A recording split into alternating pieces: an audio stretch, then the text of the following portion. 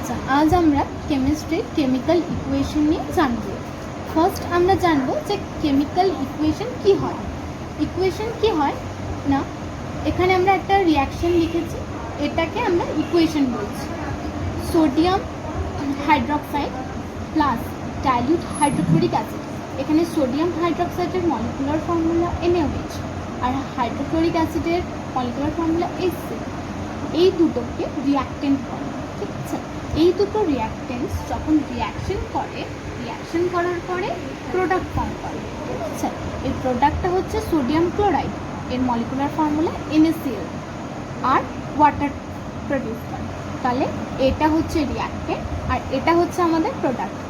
Reactant আর product এই মিলিয়ে এটা হচ্ছে আমাদের কেমিক্যাল ইকুয়েশন।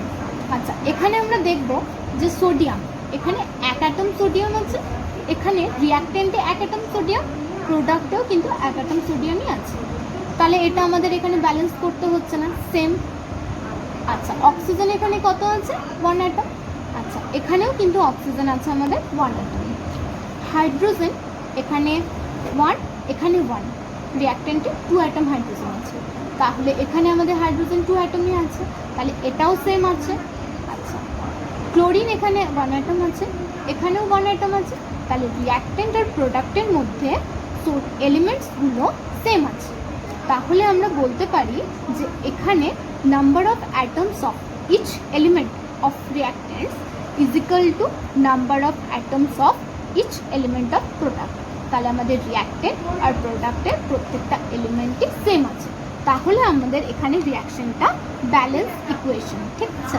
তাহলে এই রিয়াকশনটা হচ্ছে আমাদের একটা ব্যালেন্স ইকুয়েশন, আমরা বলতে পারি যে এটা ব্যালেন্স ইকুয়েশন। এবারে এই ইকুয়েশনস বা কেমিক্যাল রিয়াকশন লেখার আমরা দুটো টাইপসে লিখতে পারি, একটা ওয়ার্ড ইকুয়েশন, একটা মলিকুলার ইকুয়েশন। ওয়ার্ড ইকুয়েশনটা কি?